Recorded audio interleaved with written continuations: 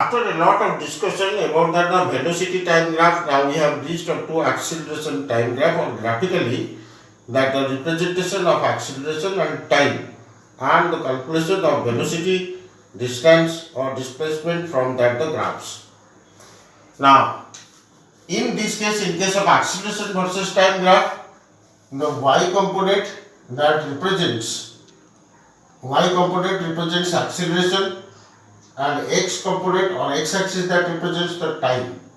So as we know that this is acceleration versus time graph, and from that the formula or from that equation of motion we have known that v or a acceleration is equal to v by t. So therefore now in such cases we can say that v is equal to acceleration into time.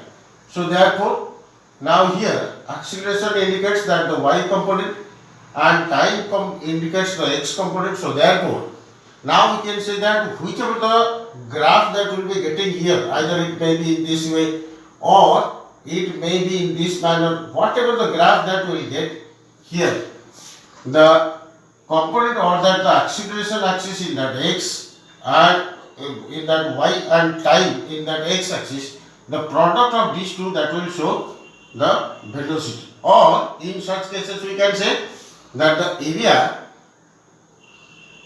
enclosed by the graph,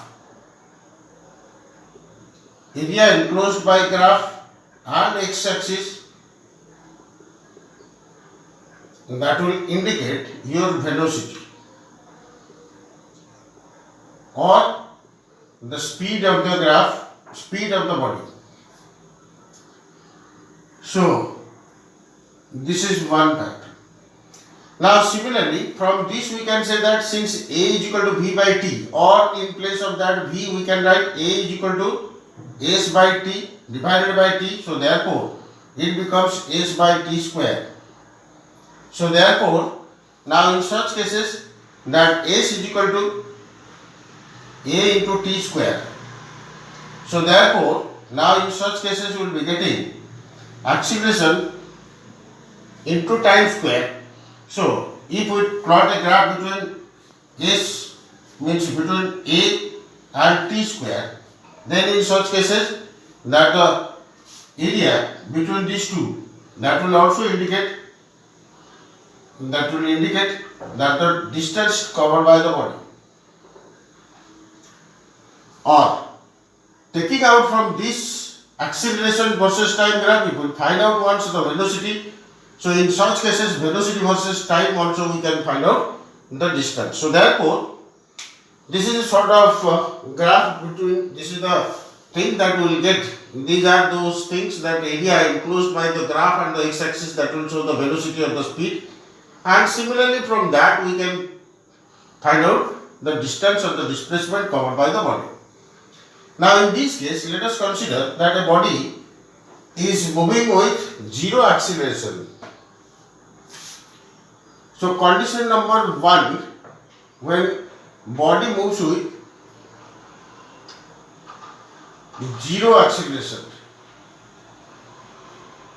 means uniform velocity or zero acceleration. In such cases, if we plot a graph between that acceleration and time, so as the body has that zero acceleration, so every time, every instant of time, that the acceleration becomes zero. So zero, it is zero. After 10 seconds it becomes 0, 20 seconds also 0, so likewise it will be proceeding. 30 seconds 0, 40, 0, 50, 0, so likewise it will be proceeding. So in such cases, we will be getting a graph which will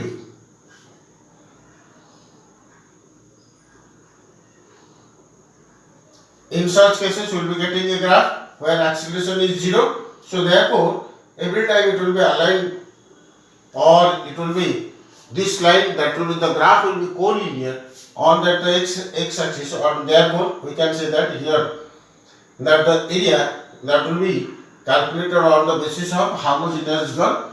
On the basis of that we can find out the velocity, what will be the velocity. Every instant there is a change in the velocity, that is 10.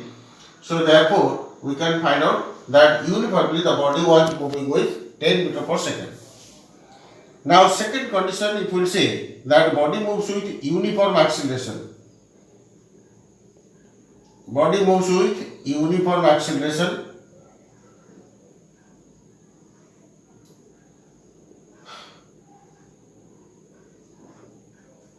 Let us take an example. A car is moving with uniform acceleration. So, in which 0 second the acceleration was 0. However, in such cases that after 10 second the acceleration becomes 10 meter per second square, where after 20 it becomes, if by the 0 second the acceleration is 10 meter per second square, after 10 second also it is 10 meter per second square, and 20 the same manner, 30, 40, the same way it is moving with uniform acceleration. Now in such cases, if we plot a graph between acceleration and time, so we will be getting a graph which will be parallel to that of the time axis. Now if we want to find out the speed of the body or the velocity of the body, then in such cases we can say that 0 second it is 10. So therefore after 10 second it becomes 10.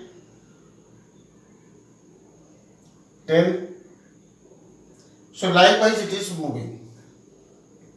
So in such cases we can say that the body was moving. If we find out the velocity time graph, then in that case velocity, that will be, as we know that the area, so therefore velocity at that instant it is coming velocity at 0 second. At 0 second or initially it was 0, whereas after 10 second it becomes 10 into 10, 100. At 10 second it becomes 100 meter per second square, 100 meter per second. So 20 second it becomes 200, 30 second it becomes 300. So likewise there is one change in velocity with respect to time is steadily it is changing. So that is why now in this case we can say that the body is moving with uniform acceleration. And if we want to find out velocity at any instant at every 10 seconds, so here it is 0, u is equal to 0, and as we proceed by the end of the 10 second it becomes 100 meter per second, and velocity that will be equal to 100 meter per second. After 20 second it becomes 200, after 30 second it becomes 300, 40 second it becomes 400. So likewise, if we find out the area, then we can say that there is a gradual change in the velocity. Means there is a same way the velocity goes on changing, or this is the body is moving with non-uniform velocity but uniform acceleration. Now once we have got the value of v, so by taking that v versus t graph, we can find out also the distance covered by the body. And in such cases we will be getting, in now suppose consider that from this graph, if we find out velocity versus time, taking this the same way, so 0, 10, 20, 30, 40. Now first instance we have got 0, then 100, 200, 300, 400. So plotting this one, if we will get the velocity time graph, then in such cases we will be getting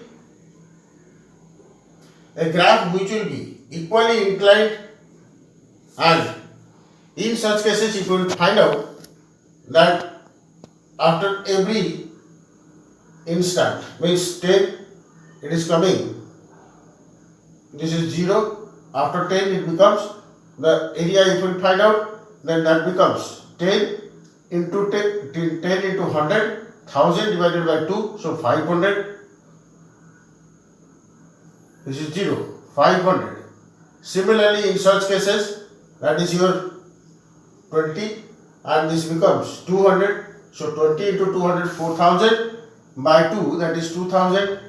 So similarly, in this case, you will be getting 9000 divided by 2, that is equal to 4500, and this is 16000 divided by 2, 8000. So likewise, if you will be getting the displacement versus time graph, in this case, that becomes a chord line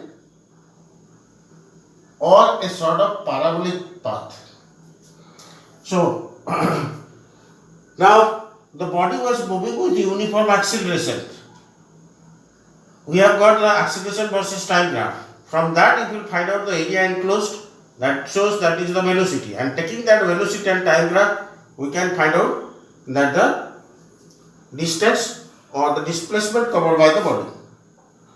Similarly, we can also get whenever a body is moving with non-uniform acceleration and uniform retardation, in the same manner that will be getting the graph which will be showing if a body is moving with uniform retardation.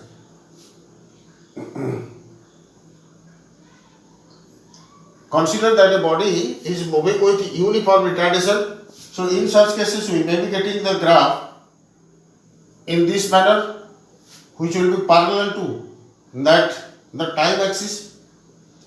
This is your uniform retardation.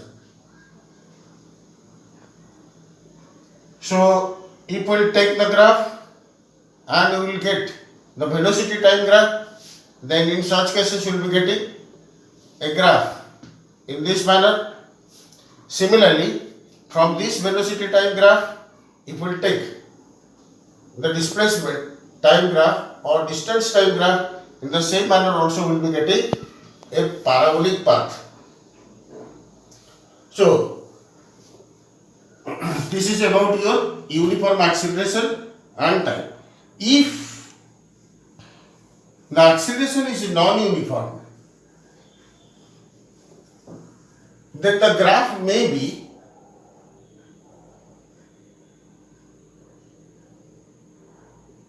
if the acceleration is non-uniform, the graph may be in this manner. Non-uniform acceleration, because here acceleration goes on increasing, or if it will be a non-uniform retardation, then in that case the graph may be in this way reverse manner. Retardation, non-uniform retardation, or the graph may be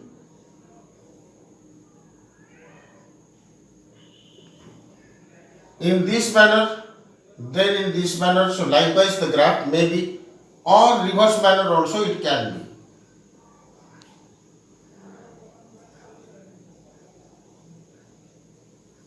So these are the different types of graphs that we will be getting when we are taking that acceleration versus time graph. So this is all about your acceleration versus time graph and how we calculate the velocity from that acceleration time graph and how we calculate the distance to be covered by the body. Once we have calculated the velocity, then from that we can calculate the distance. This is all about your the graphical representation of motion in one dimension. Hope that you all will like these videos and also subscribe the videos. Thank you.